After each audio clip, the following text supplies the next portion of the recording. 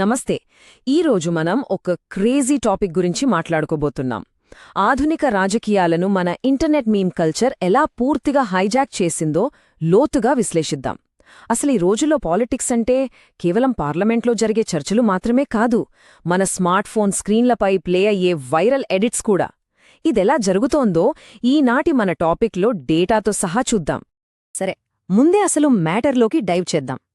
కేవలం ₹1 విలువ చేసే చాక్లెట్ ఇంటర్నెట్ను, ఏకంగా స్టాక్ మార్కెట్ను ఒకేసారి షేక్ చేయడం బహుశా హిస్టరీలో ఇదే ఫస్ట్ టైమేమో కదా.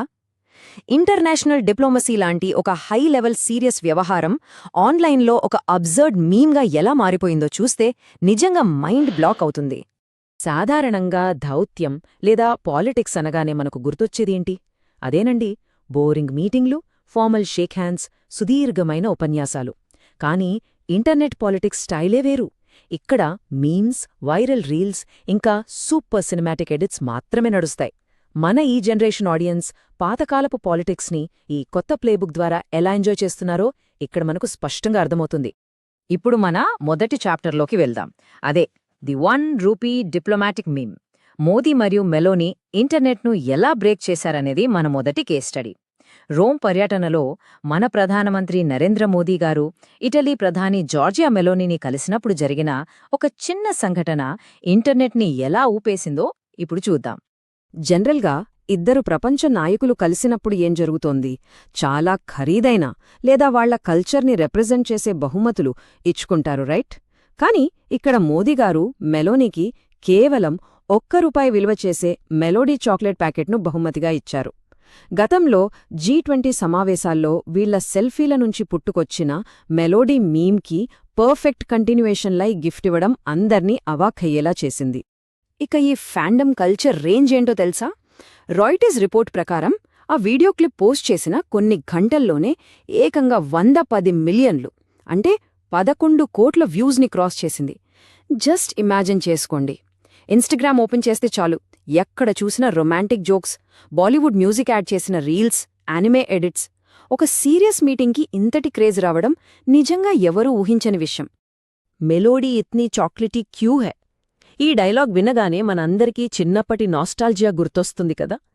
ఒక దేశ ప్రధాని అలాంటి చిన్న చాక్లెట్ను బహుమతిగా ఇవ్వడం వల్ల అదొక సీరియస్ పొలిటికల్ ఈవెంట్లా కాకుండా చాలా కనెక్టింగ్గా, మరీ ముఖ్యంగా చాలా ఇండియన్గా అనిపించింది.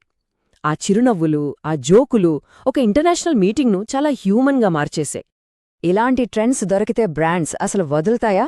బ్లింకిట్, ఎయిర్ ఇండియా లాంటి పెద్ద బ్రాండ్స్తో పాటు మన పొలిటికల్ మీమ్ పేజీలు కూడా ఎగిరి గంతేసి ఈ ట్రెండ్లోకి దూకేశాయి.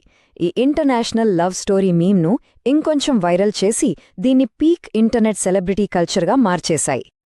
అయితే ప్రతి నాణానికి 2 ముఖాలున్నట్టే దీనికి కూడా కొన్ని విమర్శలొచ్చాయి. దేశ నాయకులు ఇలా ఇన్ఫ్లుయెన్సర్లలాగా ప్రవర్తించడం కరెక్ట్ కాదని, ఇది దౌత్యాన్ని సీరియస్గా తీసుకోకపోవడమే అని ప్రతిపక్షాలు విమర్శించాయి.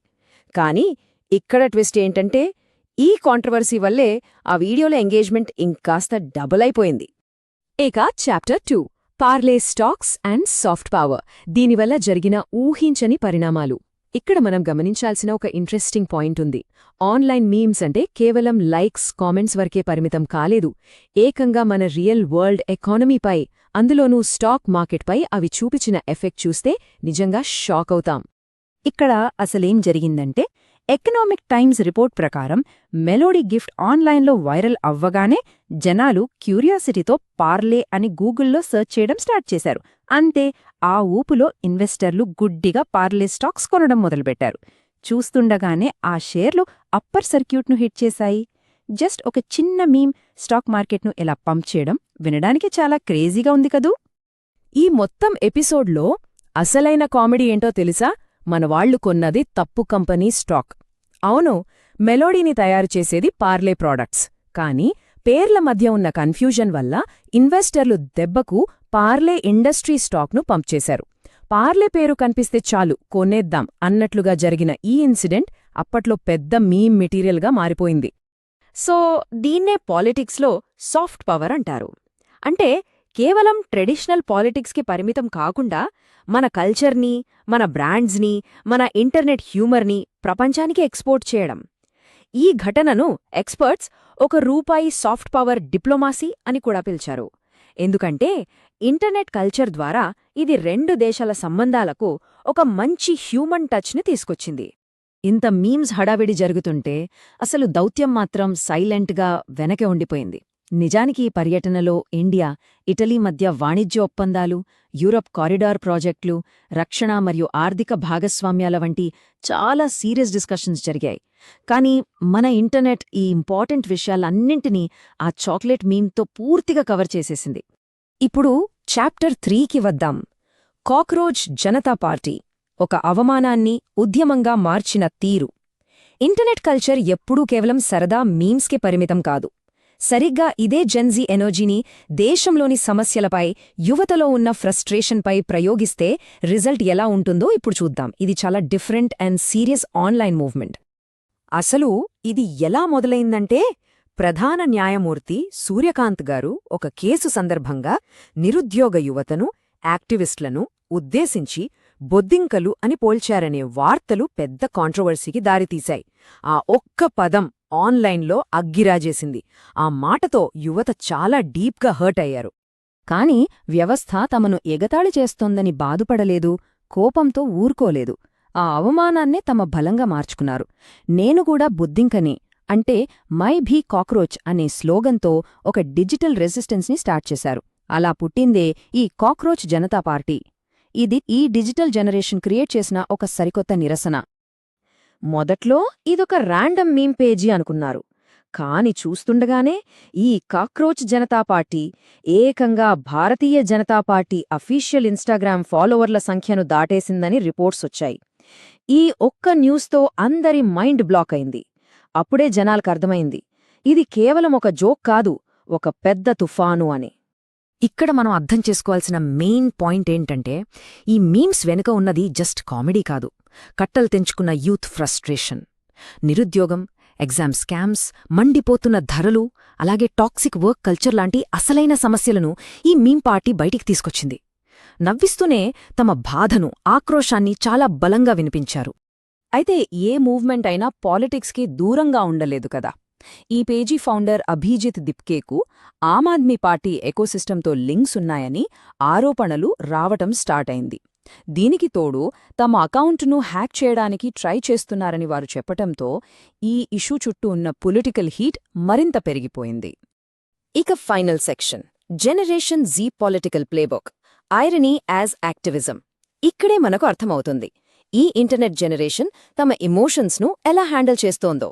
ఒకవైపు గ్లోబల్ పాలిటిక్స్ని రొమాంటిసైజ్ చేస్తూ ఫ్యాండమ్ను క్రియేట్ చేయటం, మరోవైపు సార్కాజంని వెపన్గా మార్చుకుని లోకల్ ప్రాబ్లమ్స్పై ఫైట్ చేయటం. ఇదొక బ్రిలియంట్ కాంట్రాస్ట్ కదా. ఈ రెండు ఉద్యమాల మధ్య ఉన్న పోలికలను గమనిస్తే మెలోడీ మరియు కాక్రోచ్ పార్టీ, ఈ రెండిటి గోల్స్ పూర్తిగా వేరు. కానీ అవి వాడిన ట్రిక్స్ మాత్రం ఒక్కటే. మెలోడీలో ఫ్యాండమ్ ద్వారా దౌత్యాన్ని పాజిటివ్గా, ఒక సెలబ్రేషన్లా చూపిస్తే, కాక్రోచ్ పార్టీలో ట్రోలింగ్ ద్వారా సిస్టంలోని ఫెయిల్యూర్స్ను ఎత్తిచూపారు. ఈ రెండు పాతకాలపు పాలిటిక్స్కి ఏమాత్రం సంబంధం లేని ఒక సరికొత్త ట్రెండ్ను సెట్ చేశాయి. మరి ఇదంతా ఎక్కడితో ఆగిపోతుందా, లేక ఎటువైపు దారితీస్తుంది? మన ముందు 3 పాసిబిలిటీస్ ఉన్నాయి. ఒకటి, ఇది ఇంటర్నెట్లో వచ్చే ఒక టెంపరరీ మీమ్లా కనుమరుగవ్వచ్చు. 2, భవిష్యత్తులో యూత్ యాక్టివిజాన్ని ఇది పర్మనెంట్గా ఇన్ఫ్లుయెన్స్ చేయొచ్చు. లేదా 3, ఈ ఆన్లైన్ కమ్యూనిటీస్ అన్నీ కలిసి నిజంగానే ఒక పవర్ఫుల్ పొలిటికల్ ఫోర్స్గా మారచ్చు. ఏమైనా జరగచ్చు. ప్రజలు బొద్దింకలను ప్రేమిస్తున్నారని ఈ పార్టీని ఫాలో అవ్వట్లేదు. వ్యవస్థ తమనొక బొద్దింకలా ట్రీట్ చేయడం తట్టుకోలేక ఫాలో అవుతున్నారు. ఈ ఒక్క మాట ఈ ఆన్లైన్ మూవ్మెంట్ వెనుకున్న పెయిన్ని, రియాలిటీని కళ్లకు కట్టినట్లు చెప్తోంది. వాళ్ల వాయిస్ని ఎవరూ పట్టించుకోవట్లేదన్న కోపమే వాళ్లందర్నీ ఈ డిజిటల్ ప్లాట్ఫాంపై ఏకం చేసింది. సో ఫైనలీ ఈ డీటెయిల్స్ అన్నీ చూశాక ఒక విషయమైతే క్లియర్. కేవలం ₹1 చాక్లెట్ మార్కెట్నే పంప్ చేయగలిగినప్పుడు, ఒక చిన్న అవమానం అంత పెద్ద ఆన్లైన్ ఉద్యమంగా మారగలిగినప్పుడు, అసలు ఇంటర్నెట్ పాలిటిక్స్ను శాశ్వతంగా మార్చేసిందని మనం ఒప్పుకుని తీరాలి. మరి నెక్స్ట్ ఈ ఇంటర్నెట్ దేన్ని హ్యాక్ చేయబోతోంది? ఏమో, అది కాలమే నిర్ణయించాలి.